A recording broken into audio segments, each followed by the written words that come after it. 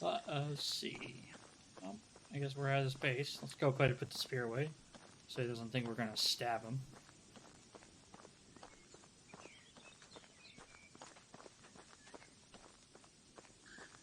Looks awfully menacing.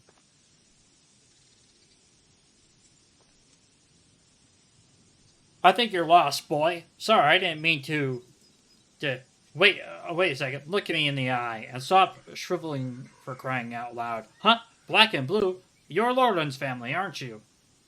Yes, my name's Rasamar. You must be Sambor then. And how do you know that? I was talking with Unagast, and he told me that you were a part of the Reminders as well. Part of what? The pact? The one with Unigast and Loradon? I never heard this idiotic name in my life. Oh, sorry. Maybe I made a mistake. We were called the Undying Vist. Oh my, that's so much worse. Whatever. What do you know? What are you, like 12? Normally, I would like to argue with you about that, but I'm afraid you kicked the bucket during the dispute, old man. Oh, there's something I would kick for sure. It's a smart choice, Snot. Anyway, I would love to hear some stories about my uncle and the Pact adventures altogether. This is an amazing coincidence because I would love to spend my time telling the old tales by crackling fire. Oh my, really? No, leave my property and forget where it is. Oh, come on. This will only take a moment of a moment, really. Just tell me, what was my uncle like? How did you become part of the Undying Fist? And, what did you do exactly as the pack? You don't know what we did. Urugis didn't get to that part yet. Heh, alright. But be quiet and try to be less annoying. Where should I begin? Right, it all started when Loran left his home. He was 18 at the time, if I remember correctly. That clever bastard was always too big of a fish for his birthplace, and he knew that. Left as soon as he could. But cleverness at such a young age always meant two things. Being arrogant and hot-headed. Listen. His plan was to set on a big adventure. That's it. Pretty detailed, huh? A path that is paved with skeletons of young idiots, but none of them was Lordan. Either way, he was wandering for days soon turning to weeks, and his rations in the dust. He was useless as a hunter, back then at least, so berries and mushroom was all he could get, so obviously he needed some coins. He came across a manor with orchards so vast they seemed like an ocean. Lordan managed to find some work there. A week of back-breaking labor had passed. His hands were covered in blisters, skin red with the scorching sun, knees pulsating from pain. I must say, you're a really amazing storyteller. I wasn't expecting that. Shut up. Do you want me to finish? Or where was I? Oh, right. He was exhausted from all this strenuous work he's done. Went to the lord of the manor with a smile on his face to collect the payment. His stomach was already full with the fantasies of all delicious treats he was dreaming of buying, and all that was ruined by the hand of the lord holding a couple of lousy coins. Lordan was furious. This was merely a fraction of the pay he was supposed to acquire. He started shouting at the lord, demanding justice. Peasants were just flies to the lord, disgusting, replaceable insects. And what do you do with a fly which buzzes too loudly? Both of the lord's palms struck Lordan's ears with the strength of an ox. Lordan fell to the ground stunned, and the lord's guards threw him out of the manor like garbage, stealing the few pathetic coins while doing so, if I may add. It wasn't until evening where Lordan regained his hearing, and it came with a venerate thought, a thought of revenge. Your uncle was quite a capable fighter when I met him 10 years later, but he wasn't back then. He knew the guards would massacre him if he only came close, so he needed another way to fulfill his vengeance. Lordan was always ambitious, but that hatred fueled him like nothing before. And what happened next? What came later was me becoming bored of this conversation. Go away. No way! You can't leave like this. I can do whatever I want. Scram. I have things to do. Screw your things. Huh? Do you really have you really do have Lordan's blood in you. You're right. Screw my things. there are your things to do now. What do you mean? I mean, I'll finish the damn story when you do what I tell you to, understand? Just say what needs to be done, but you'll regret it. Here, grab this shovel. It's a piece of crap, but it'll do. There are clay deposits behind my house. Go there and dig up some clay for me.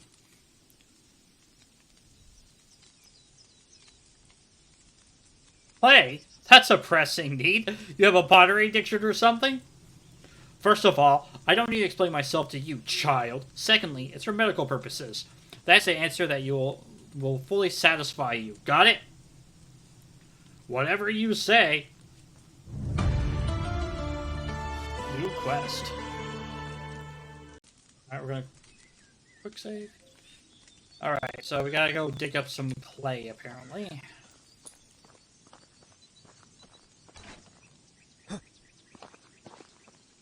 Go. Oh, yeah.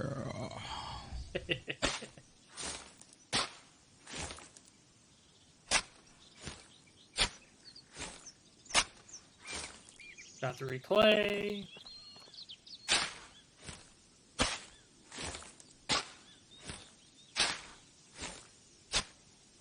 Nice.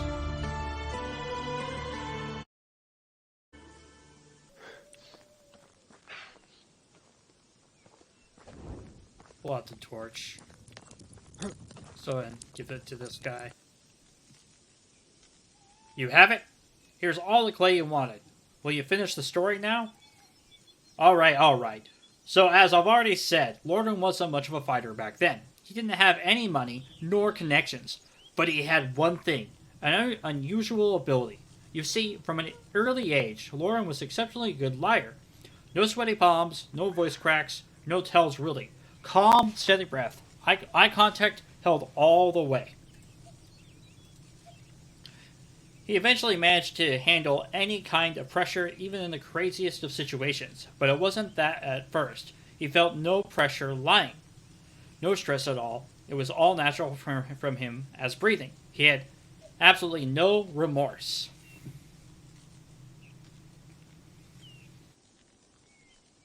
He came up with a plan, and a plan so immensely moronic and unrealistic that it's really hard to believe that it worked so perfectly.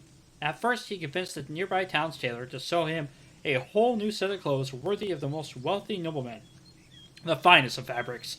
Silk and threads, you name it. Horrendously expensive. So how did he manage to afford it, you may ask? It's simple. He didn't pay for it. So he stole it? I says no such thing. Lorden wasn't a thief. Not in the traditional meaning of the word, at least. Apart from that, did I finish the damn story? While wearing his new clothes, he traveled to the castle of the king of that realm, and he entered it. Okay. Now I know that you're making fun. You're making this all up. This simply impossible. Ha! You're absolutely right. It is. It's mad to even consider trying to pull that off. But Lorden, he just walked straight in. I don't blame you for doubting me. Damn, I would have been first to doubt a thing like that if I didn't see him doing it 100 times later with my own eyes. Anyway, he walked in the castle, and once he was there, he followed through with his plan, which was betting his wife. Whose wife? The king's. The king's wife? So the queen?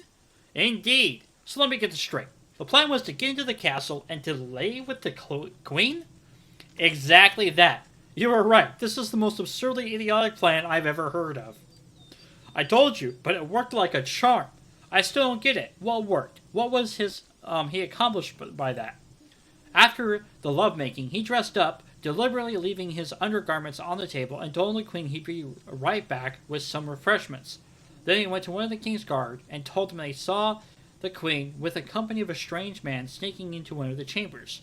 The guards rushed in and witnessed the queen naked in bed with the man's clothes right next to her. As a loyal servant, the guard reported on the matter directly to the king himself, who, as you can probably imagine, became furious to say the least. He couldn't really punish his wife. That would be bad for his reputation. But he could pursue her lover. Unfortunately for him, at this point, Lauren was long gone from the castle, riding a beautiful mare he borrowed from the stables at the moment. I still don't get it. You see, the king didn't catch the filthy seducer, but it didn't mean he couldn't track him down and find him. To do so, the only track he could follow was the one thing that Lauren left behind, except his undergarments and pleasurable memory of the queen, his name. Not only name, of course, but the name he used when introducing himself to the queen was the Lord of the Orchards. Ha ha ha! Now you get it.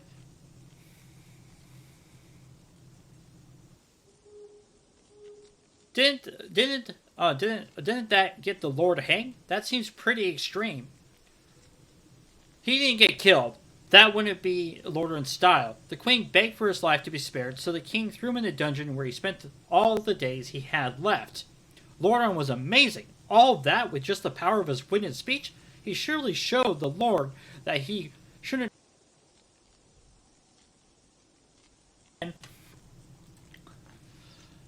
Don't get the wrong idea about his reasons. Lauren didn't get through all of that just because of what the Lord did to him. You see, the Lord was a cruel, merciless brute. He mistreated all of his subjects, killed for fun, raped for sport. People used to call him a laundryman because one of his habits was drowning his bastards in the lake right after birth, like unwanted kittens. Lordon needed to stop him, but he did it. But that's not the end of the story. After the Lord's capture, someone had to take his place. He didn't have any rightful successors, but then, with an uncanny perfect timing, came a distant cousin of the Lord's, a charming man with 2 different eyes. You have to be kidding me. He easily acquired all the possessions of the sentenced relative, but Lord didn't want any of that, not for himself, so he took only 3 bags of coins from the treasury and left everything else in the hands of the peasants, where they elated. He is still probably worshipped there. I can tell you that. Oh, and one more thing. Why 3 bags, you might ask? That's easy. 1 for the tailor, 1 for the stable man, and he took the horse from, and the last one for himself, with the exact amount of coins he was rightfully supposed to earn with his work at the orchard. I told you, Lauren wasn't a thief, and that was it. He mounted this beautiful mare and left the realm continuing his adventures. At least, that's the story he used to tell us. So nothing of that may be true, ha ha ha, but that's just how it was with Lordon. I can't believe that you're talking about my uncle. My mother used to portray him as a simple merchant, successful but normal, mortal. Yeah, I was wondering if he was actually immortal many times. Well, now we know. But wait, you didn't tell me what was the purpose of the Undying Fist. Oh, I thought it would be obvious now. On that day, Lauren's mission was born. He knew that the spoiled, rotten leads that were scattered around all the world, draining life and dignity from the hard-working simple folk, and he was capable of stopping them, to some extent at least. So that's exactly what we started doing, overthrowing corrupt lords and giving back to the community. He sounds like a hero, a true hero. Well, it wasn't like, I guess you could say that. So how did you join the pack? Lauren was working solo until he met Urgast. That rat's agile fingers could work where Lauren's tongue didn't, and then they needed someone to take other talents they were lacking, like strength, manliness, bravery, independence, godliness, integrity. Right, I think I get the picture here. So they recruited the best there was. I was, between jobs at the time, so I gave him a chance, and finally the pack started really making a difference. But I don't like to brag. Oh yes, I noticed. Humble to the bone. Thank you for noticing. People at my level don't need to boast about our skills. Just like the sun doesn't need to prove it's bright. Anyhow, I spoke more words to you than I did in the last 5 years anyway, so it's time for you to go and preferably don't come back ever. It was a great pleasure to meet you, and a true, I don't care, leave now, and in return for giving away my location, delivers this delicious meal request for his favorite, a knuckle sandwich. Do you want me to hit him in the face? Did I stutter? No, sir, of course not. Alright, let's head back home.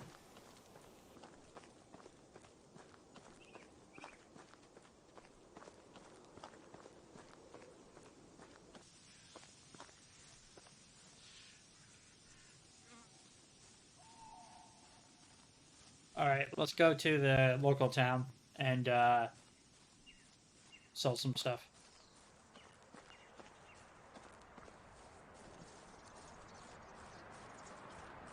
You know, I've been looking in the wrong place. Maybe she's been putting stuff in the resource bin. She has!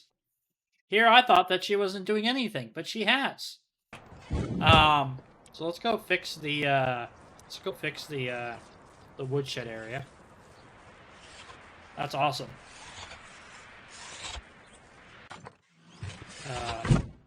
So go to our management tab, go here. Oops. Actually, I think it's here. There we go.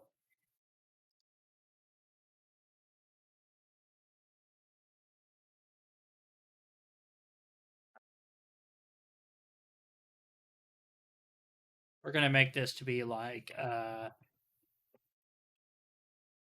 40, and then we're going to increase this to I don't know, what do you guys say? 30? And then this could be 30.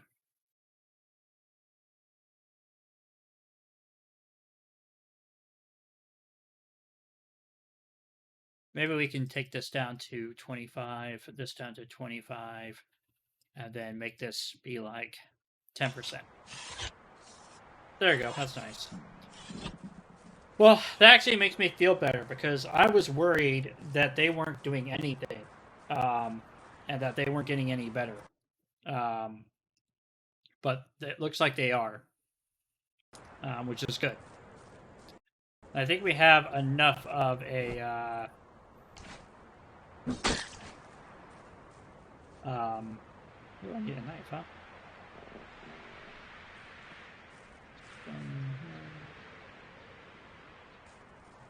Here. There we go. Yeah, I wasn't sure if we had a, they were doing anything. With the way they were acting.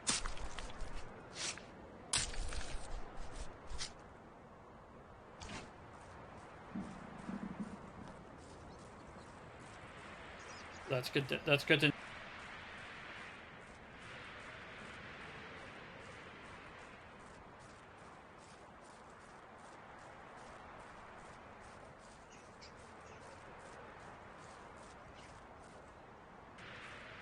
So up until this point, this is as far as I've gotten story-wise. Ever. So let's go ahead and see what we need to do.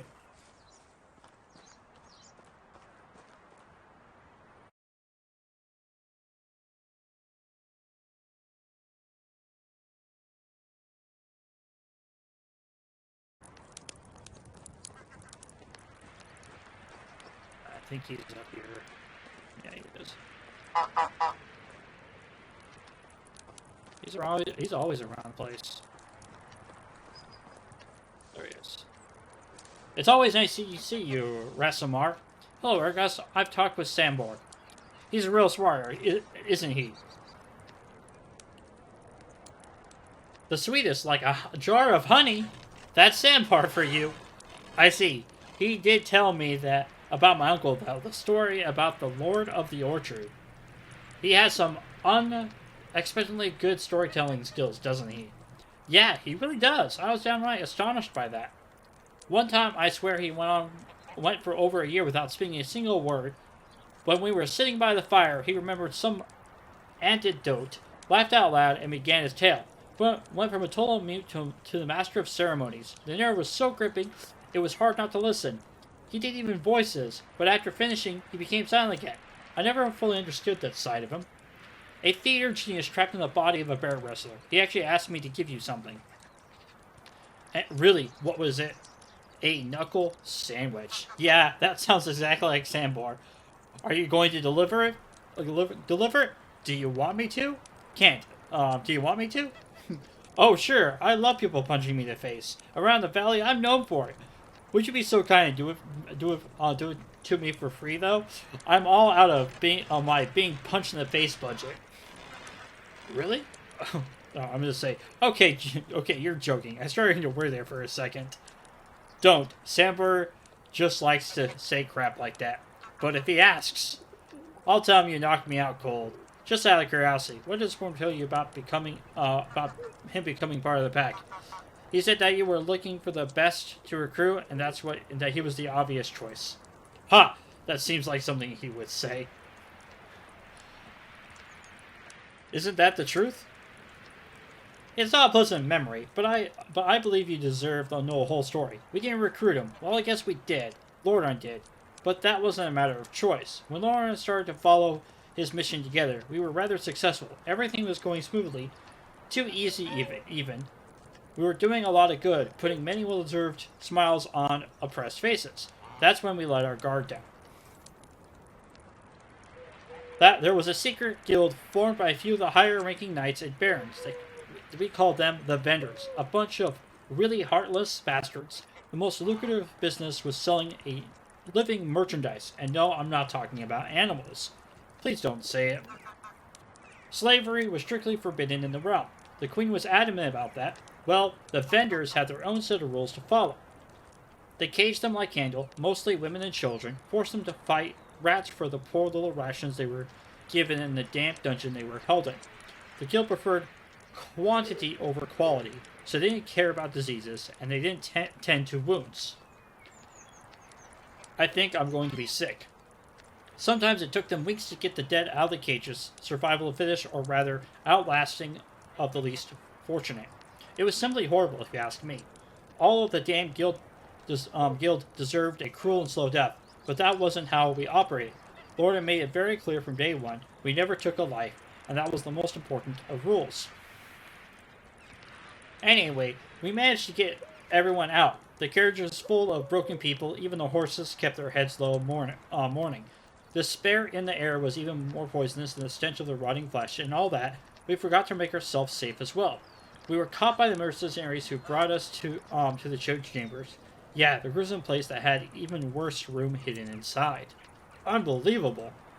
The Vendors weren't in the patient mood, so they sent the worst torture right away. I was horror-struck, truly petrified, could barely breathe. Lordan didn't say a word, just looked at me. His eyes were relaxed but focused. I realized he wanted me to become as well, but I just couldn't. He went first. The torturer slapped one into the chair and just started swinging.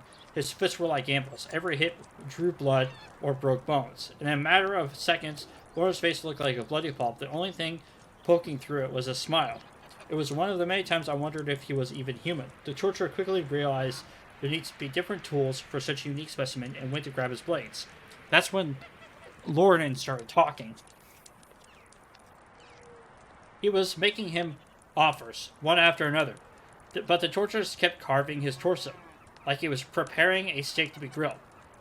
There was so much blood I could taste it in my mouth. I wanted to pass out. I wanted to run away from all, but I couldn't. My heart was pounding way too fast.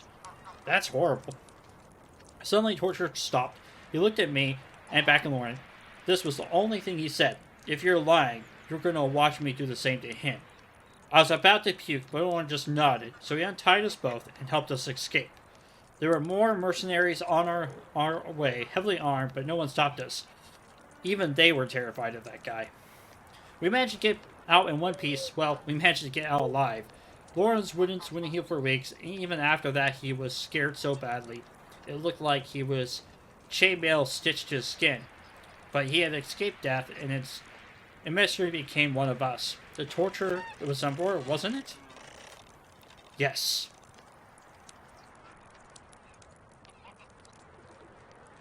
Now I understand why Sambor didn't want to tell the truth. It sounds absolutely horrid. To be honest, the nightmares of that night never stopped. How could you want someone like that among your troop? You think I wanted to cut through anywhere near me? I couldn't get a wink of sleep around him for days. I was constantly watching my back, watching every move. So why didn't you blow him off? That's simple. Lordan made him a deal. Promised him the only thing that mattered to that brute, which was money. A whole lot more than what the guild was paying him, and a cut from every heist we did. But you didn't just pay him off, or what? That's not the way Lordan did things. He was a master liar, but when he gave someone his word for real, he never backed down. Besides, as we found out later, Sambor wasn't evil in his nature. He was a true soldier, But what was asked of him, Lawrence spent hours talking with him, explaining our rules of conduct. Summer never broke any of them, not once. That's incredible. Your lives, I mean. I don't think I would be able to handle all of that. Honestly, I hope you never have to. I've been through a lot, and all these years, the thing I wish you the most is to have a boring, steady life.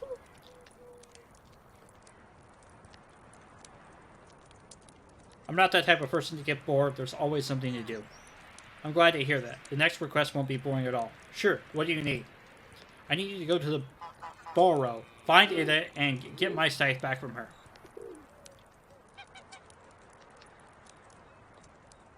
Consider it done. Okay. Now this is as far as I've ever been.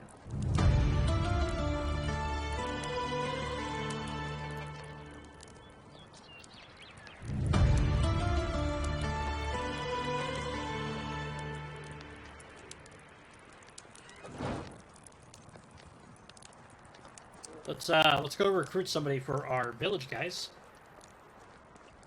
Should be fun.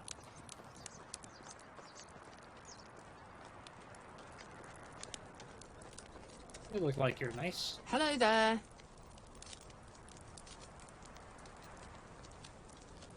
Nice. Another awesome person.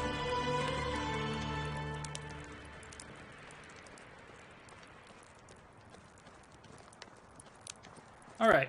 So, let's head home.